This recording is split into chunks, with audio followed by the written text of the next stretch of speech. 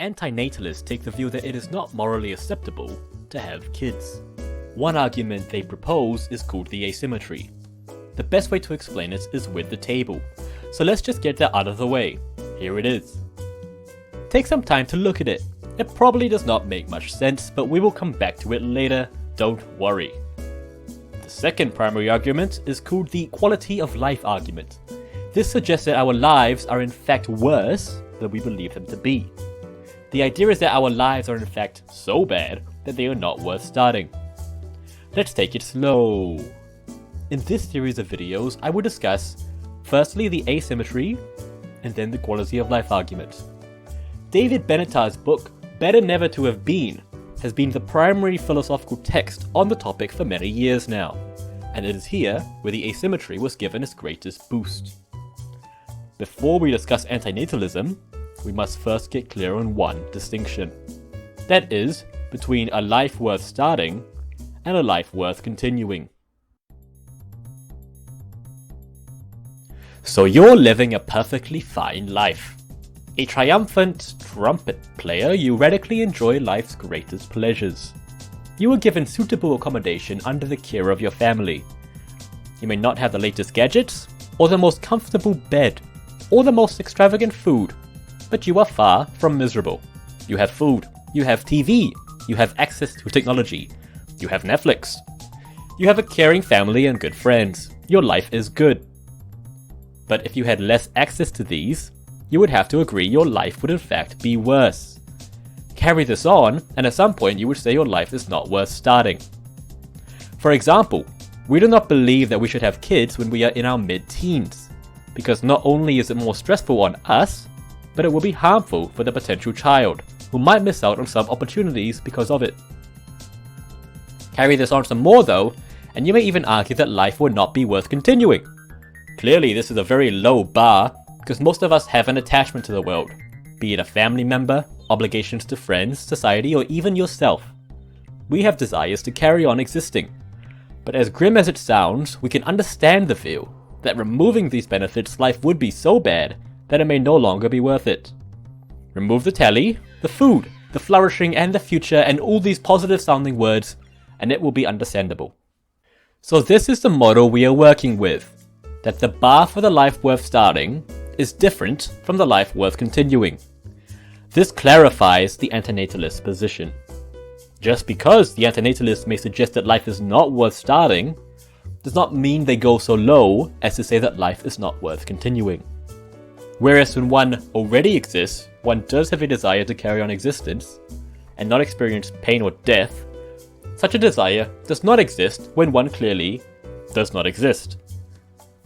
It is useful to use an analogy here. Consider a bad movie. The movie may be so bad that it is not worth starting, yet partway through, you must see it to the end. It is not worth starting, but it is worth continuing. A more visceral example, consider bad sex. Perhaps you are lucky or unlucky enough to be in such a situation. Partway through sex, you may say to yourself, I wish I didn't start this. Yet while it is not worth starting, it's not like you're going to stop halfway. This allows us to clarify the two primary antinatalist arguments.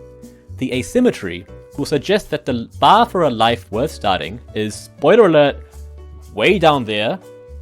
The quality of life argument, on the other hand, will suggest not that the bar has changed, but that we wrongly evaluate our own well-being, and in fact our well-being is worse than we believe it to be. Let's return to the asymmetry itself. Consider the case when you exist. This is the obvious one. Pain is bad. Pleasure, good. Sure, great, whatever. Nothing extraordinary here on the left column. Now consider the case of a non-existent being. A non-existent what? No, don't worry, we'll come back to that shortly. The claim is that 3.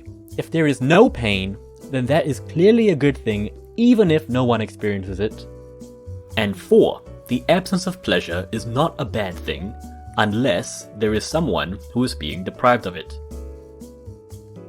The key word here is unless.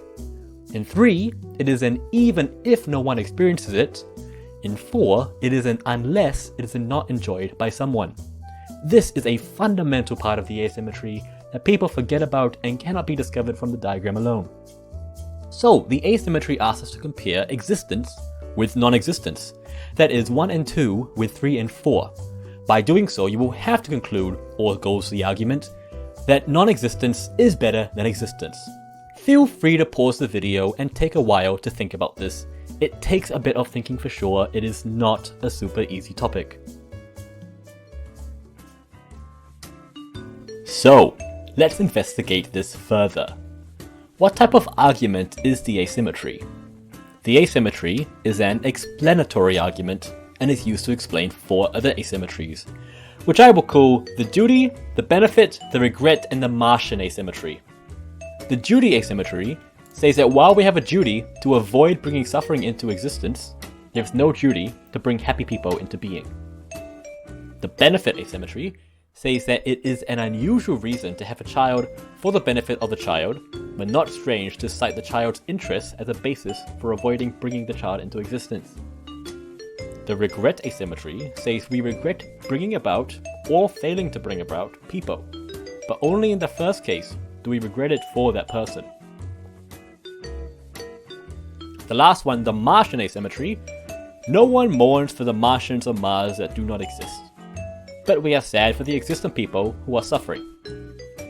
Benatar claims the asymmetry is the underlying glue that holds these other 4 asymmetries together. If you, like most people, believe in these 4 asymmetries, then you have reason to believe the asymmetry.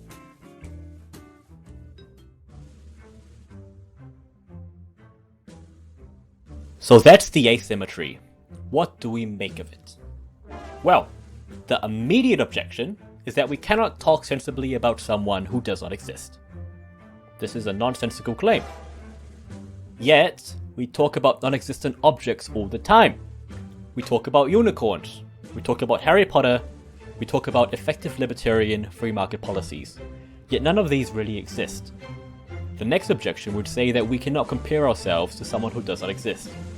We cannot imagine what it's like not to exist. Yet we sort of can. Consider those who say they would rather be dead. Of course, they are not comparing themselves to the non-existent state of being dead. They are just saying that ceasing to exist would be preferable to existing. A stronger objection than either of these would be to suggest a flaw in the logic of the asymmetry. In 3, Benatar is saying that the absence of pain is good, even if no one were around to enjoy it. But good for who? Benatar denies that it can be good for the universe, and I agree. That wouldn't make any sense. Unlike a person, it is not obvious what a universe wants or desires. So this means that Benatar must adopt what we call a person-affecting view. That is, it is good because it is good for a particular person. Yet, with the absence of pain, there is also no person there to benefit. Benatar defends this by saying that it helps the person counterfactually. In philosophy, we use the word counterfactual to mean talking about something that is not the case. That is to say, the absence of pain is good when judged in terms of the person who would have existed. Even though they don't actually exist, the absence of pain is still good. Okay, solid. So he has a counterfactual person-affecting view. It's a mouthful, yet we can still follow along somewhat. The problem arises when we use this framework to interpret 4. 4 says that the absence of pleasure is not bad unless it is not enjoyed by someone. The question now is, what about the counterfactual someone we got from 3? Can't we just say that the absence of pleasure is bad, judged in terms of the person who would not have existed? If we take this view, the asymmetry deflates into an ordinary symmetry, because the absence of pleasure would in fact be bad. To clarify, applying counterfactual logic to the asymmetry leads to a logical contradiction. Nevertheless, there is still a way for Benatar to defend himself and the asymmetry.